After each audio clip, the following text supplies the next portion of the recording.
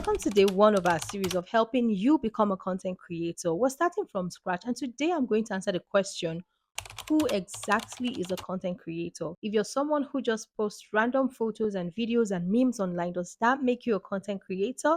Not exactly.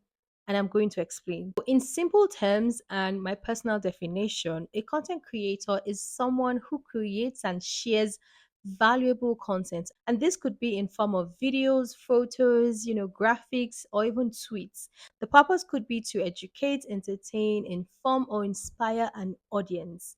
And it could be for personal branding, business, or even just pure passion. The key is not just posting randomly, but creating and sharing content with a purpose. Let me know in the comment section if you're already a content creator without even realizing it. And over the next few days, I'm going to help you become a content creator who creates with confidence, purpose, and strategy. I'll see you in day two.